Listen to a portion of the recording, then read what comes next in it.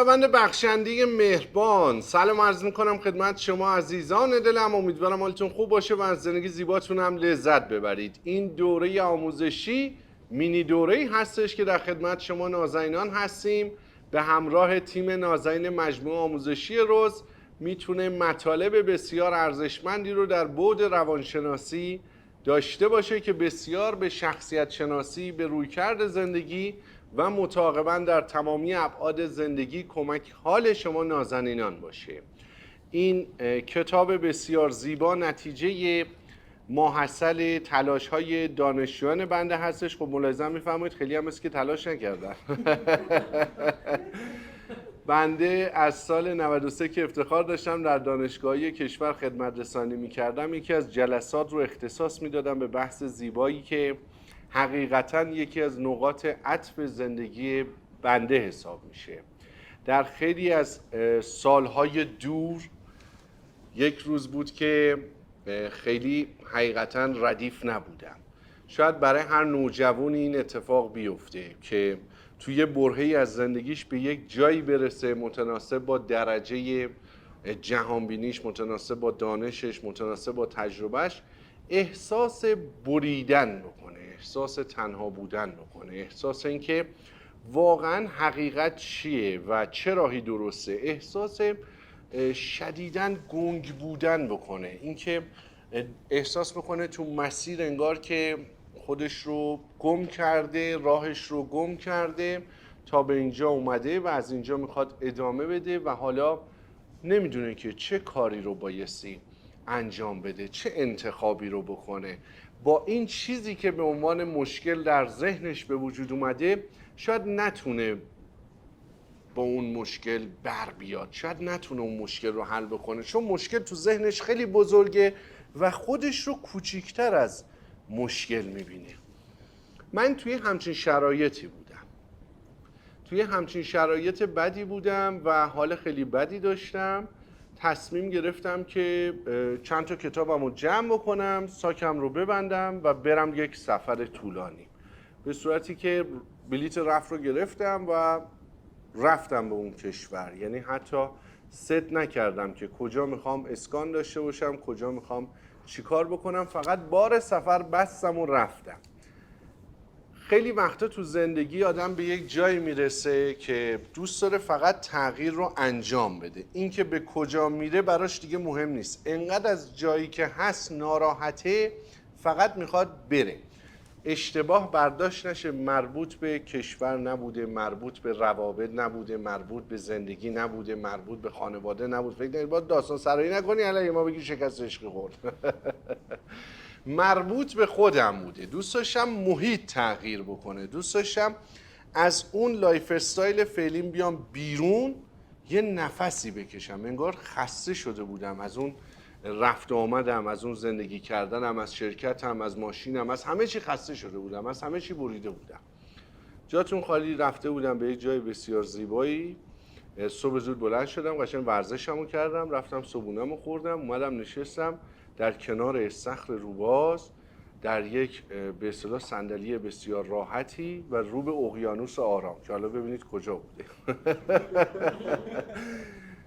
داشتم کتابمو میخوندم. تنها چیزی که با خودم آورده بودم کتاب بود. الحمدلله اونجا هم گرم بود، یک لباس زیاد نیاز نبود بیاری با خودت و نشسته بودم کتابمو میخوندم و یه سوالی که از خودم میپرسیدم این بود که خدای کمکم کن، خدای کمکم کن یه راهی رو به من نشون بده. چون تمرکزم کم بود، کتابم همجوری داشتم تلاش میکردم میخوندم یا ورقها رو همینطوری رد میشدم، ولی واقعا نمیفهمیدم چی دارم میخونم.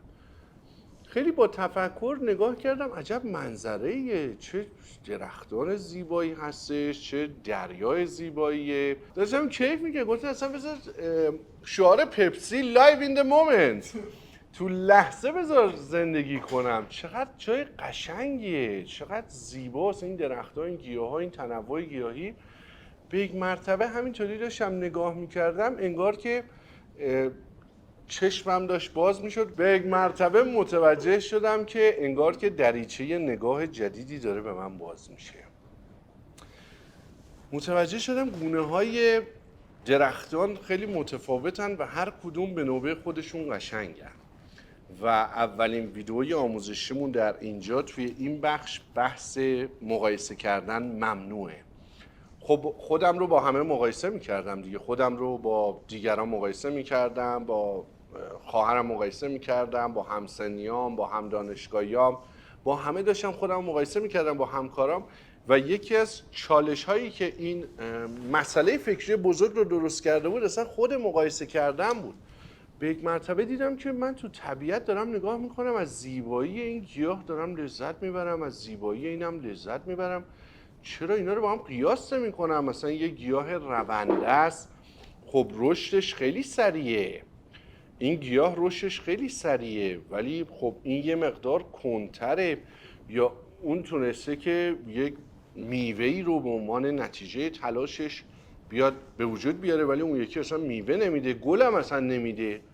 اون یکی چقدر گلای زیبایی داره و اون یکی گیاه چرا اصلا رشد نمیکنه؟ این مثلا کاکتوس چقدر بی احساس، این دوست داره بهش نزدیک بشی، باهاش ارتباط بگیری، راحت میتونی لمسش کنی، صحبت کنی، گل بگی، گل بشنوی.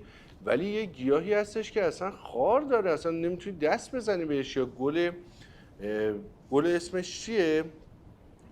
گل قهر دست میزنی بهش سریع خودش رو جمع میکنه و ناراحت میشه. اینا گونه های متفاوتی هن. بنابراین ما تو طبیعت نمیایم قیاس بکنیم. حتی زمانی که یک گونه خاص رو در کنارش کاشتیم، یعنی مثلا باغ درست کردیم، باز نمیایم قیاس بکنیم چرا این رشد کرد، چرا این رشد نکرد، چرا این رشدش تندتره، چرا این رشدش کندتره. احساس کردم که من یک استادی رو دارم پیدا میکنم و اون استاد طبیعته و اون طبیعت توسط پروردگار مهربان خلق شده. بنابراین به این جمله زیبا رسیدم که پروردگار یکتا اشاره میکنه که به طبیعت، به مخلوقات من با تفکر نگاه کن. و دیدم وقتی به طبیعت به تفکر نگاه میکنی، با تعمق نگاه میکنی، با فکر نگاه میکنی، چقدر طبیعت با تو داره صحبت میکنه و اینکه تو میتونی یک چیز رو بپذیری، اونم این که یکی از اجزای طبیعتی، اشرف مخلوقاتی اما جزئی از این طبیعتی، پس یک سری قوانینی بر این طبیعت حاکمه که بر من هم حاکمه. یکیش قیاس کردن ممنوع. این یه قانون نانوشته در طبیعته. و بعد به این مهم رسیدم که اون چیزی که خیلی با ارزشه و بسیار بسیار اتفاقا داره حرفهای نهان به من میگه که من باید سر بجنبان که بلی جز که به سر هیچ مگو، طبیعته. اصلا حرفای اصلی رو با زبان بیان نمی کنن، چون با زبان بیان کنی با گوش باید بشنوی. حرف اصلی از دل برآید که بر دل بشیند. متوجه شدم طبیعت داره هر روز با من صحبت میکنه. من تا به امروز کر بودم که نمیشنیدم. بنده خدا داره به من میگه تو باید به عنوان یک انسان که اثر انگشت منحصر به فرد داری، خودت رو به عنوان یکی از موجوداتی که تو کره زمین وجود داره ببینی و خودت رو نبایستی مقایسه بکنی با دیگران. خودت رو نبایستی مقایسه بکنی با پدرت، با خواهرت، با برادرت، با همکلاسیات، با همدوره‌یات، با همرشته‌یات. تو منحصر به فردی و قیاس کردن تنها زمانی درسته که خود این گل رو با گذشته‌اش بررسی کنیم. کما اینکه هر دفعه ما گل می‌خریم وضعیتش بدتر از حالتی میشه که تو گلخونه بود.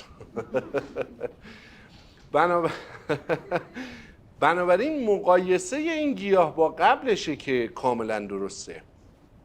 من میگم خب این نسبت به گذشته الحمدلله با توجه به اینکه پیش من بوده چقدر برگاش سبزتره و دیگه نمیتونه اون ذات خودش رو نشون بده و من میفهمم که محیطی که براش فراهم کردم درست نیست و این درست نبودن دارم ادامه هم میدم.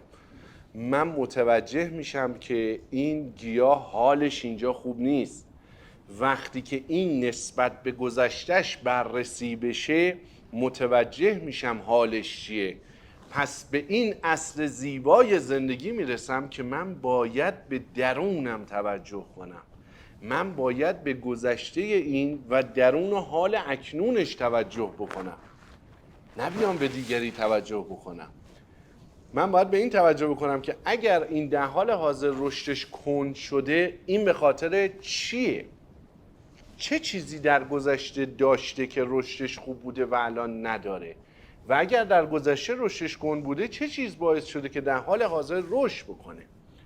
تو این ویدئوی آموزشی نمیخوام به سایر قوانین برسیم، در ویدئوهای بعدی ملاحظه میکنید، اما خیلی مهمه که به این قانون اولمون برسیم: قیاس ممنوع، هم تا با هم نوعت، حتی با چیزی که بسیار بسیار شبیهته. جالبه نظریه مسل افلاطون رو بدونید. افلاطون اعتقاد داشت تمام چیزهایی که در این دنیا دارید میبینید مسل واقعی از یک چیزی هستن که تو غارن. تو غار، نه که تو غار باشن، توی دنیایی هن. اعتقاد داشت زمانی که مثلا ما تو غار میشینیم و آتیش روشن میکنیم و سایه خودمون رو روی دیوار میبینیم، تمام چیزهایی که تو این دنیا وجود دارن سایه یک چیز واقعی هستن. مثلا اگر ما یک اسب میبینیم و گونه های مختلفی از اسب‌ها رو میبینیم، تمام اینها نمونه ای از اون اسب واقعی هست. هرچی بیشتر دارم توضیح میدم که بدتره ها. نظریه مسل افلاطون این شکلی برداشت میکرد که تمام اینها شبیه همن و مثالی از یک چیز واقعی هست. ولی به نظر بنده طبق چیزی که تو زندگی دارم میبینم این گونه نیست. هر کدوم از اینها با اینکه به ظاهر شبیه همن، اما به نظر من به باطن متفاوتن و هر کدومشون یک موجود منحصر به فردی هن. برای همین ممکنه به ظاهر ما انسان‌ها شبیه هم باشیم، اما به باطن با همدیگه کاملا متفاوتیم.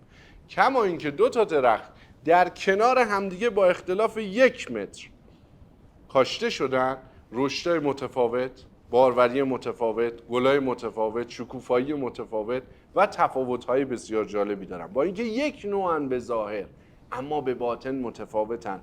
بنابراین بنده نظریه مسل افلاطون رو قبول ندارم که این خودش یک بحث قشنگیه. چرا؟ طبیعیه، ما گذر زمان کردیم، دانشمون به دانجا رسیده، همین که بدانیم نادانیم و از این به بعدم یک کسی دیگری در آینده میاد که میگه من نظریه آقای خسروانی رو قبول ندارم. اما این که انسان تو هر لحظه حقیقت رو واقعیت بدونه، بستگی به این داره که چقدر به طبیعت نزدیکه. هر چی که بهش میخوایم برسیم نزدیک طبیعت باشه و قانون طبیعت باشه، به احتمال خیلی زیاد به واقعیت بسیار بسیار نزدیکه. بنابراین یک نوجوان و جوان که در پی یافتن مسیر درست زندگیشه، ممکنه بگه خسروانی درست میگه، اون درست میگه، این کتاب درست میگه، این دانشگاه درست میگه، نه اینا درست میگن، اونا درست میگن. من به عنوان برادر کوچکتر به شما توصیه میکنم از همه ماها گذر کنید، به طبیعت برسید. هرچی تو طبیعت هست نتیجه خلقته. نتیجه خلقت کاملا درسته و واقعیته. ممکنه برداشتمون اشتباه باشه، اما اون چیز کاملا درسته. بنابراین تو طبیعت متوجه شدم قیاس کردن درست نیست، قیاس کردن آسیبزاست و قیاس اشتباه چی به وجود میاره؟ بذاری ذره با هم دیگه در ارتباط باشیم. منبر نشستم مگه؟ بچه ها سالمید؟ قیاس اشتباه چه چیزی رو به وجود میاره؟ برداشت اشتباه به وجود میاره. مثلا چه برداشت اشتباهی الان ما تو مقایسه این دوتا میتونیم ایجاد بکنیم؟ همین دوتا گیاه، این الان رشدش سریعه، این الان رشدش کنده. من دارم قیاس اشتباه میکنم، میگم برادرتو ببین چقدر موفق شد، تو چرا نمیتونی مثل اون موفق بشی؟ چی داره ایجاد میکنه؟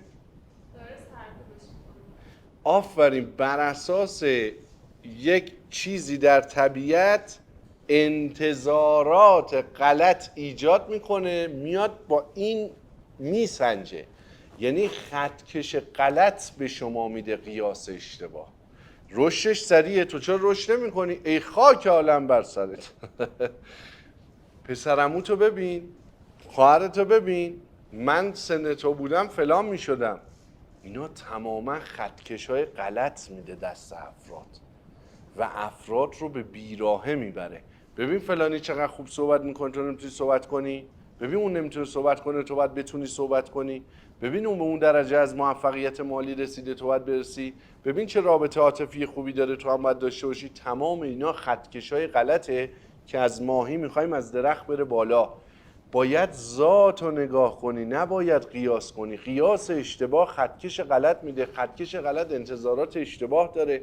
انتظاری که ورای توانایی باشه چی به وجود میاره؟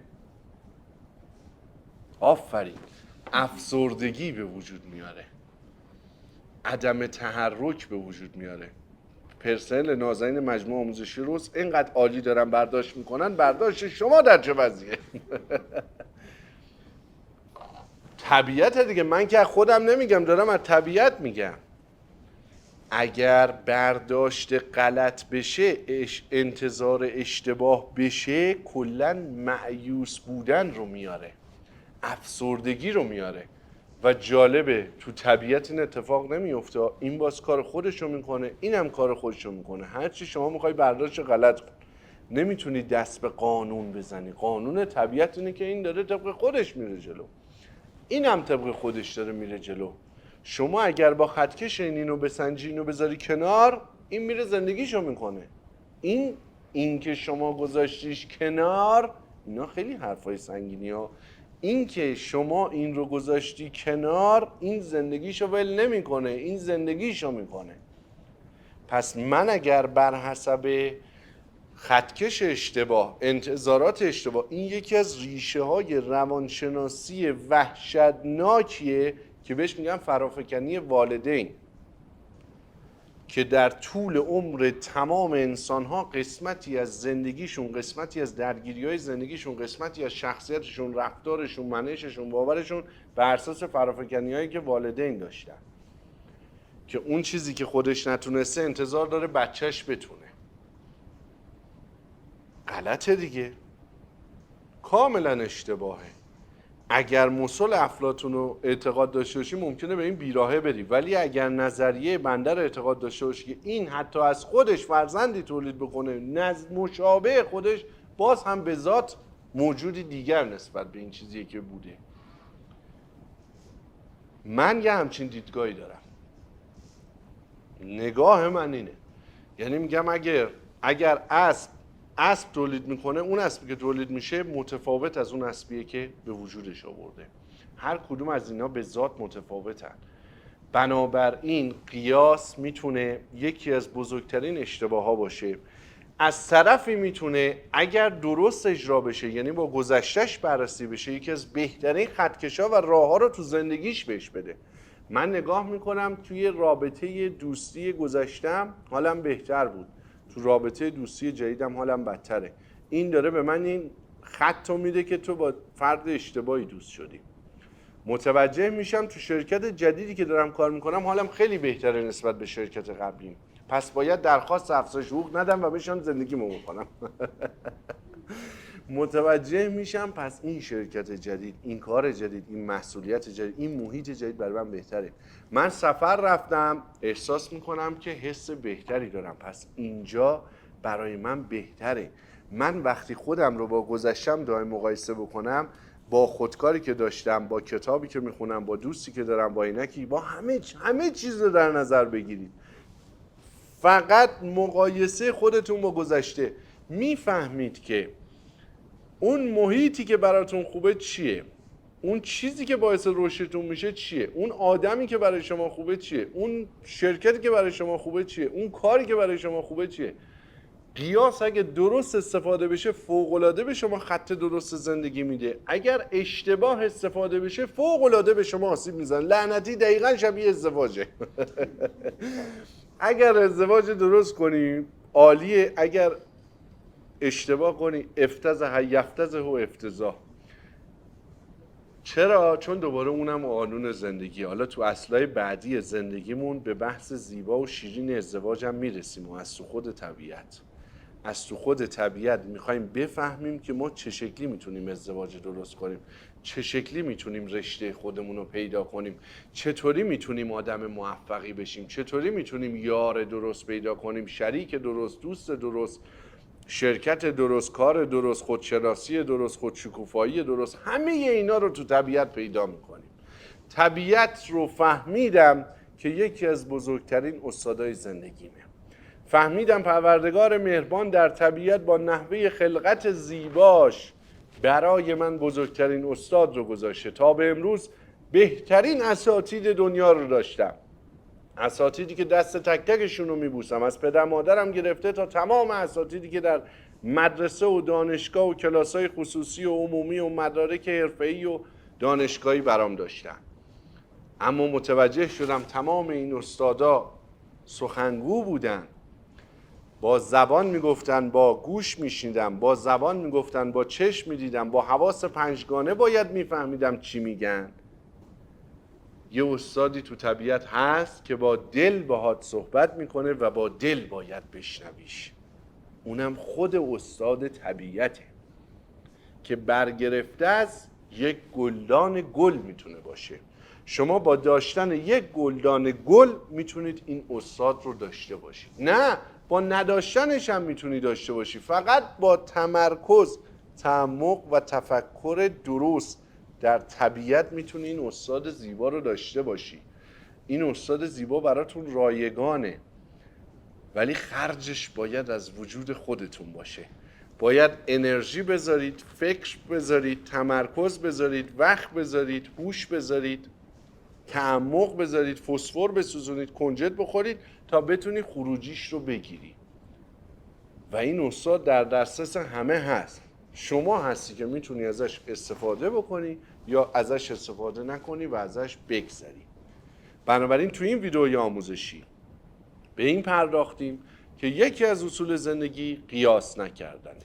قیاس اگر اشتباه باشه فوق‌العاده بده، اگر درست باشه فوق‌العاده خوبه. اگر من قیاس رو در طبیعت دارم میبینم، این یک قانون طبیعته، بر من انسان هم به عنوان جزئی از این طبیعت حاکمه و این قانون زندگی، بنابراین با گذر زمان تغییر نمیکنه. اما اونجاش که این مسلی از یک اصل یکسان، از یک موجود یکسان یا نه به ذاته هر کدوم از اینها متفاوت از دیگری است، با دو تا نظریه آشنا شدید. یک نظریه آقای افلاطون، دو نظریه آقای خسروانی. کدوم درسته نمیدونیم، آیندگان قضاوت میکنن. براتون بهترین ها رو آرزو میکنم. بریم ویدئوهای بعدی در خصوص سایر قوانین با همدیگه بیاموزیم. از مشارکت بچه های روز کیف کردید یا نه؟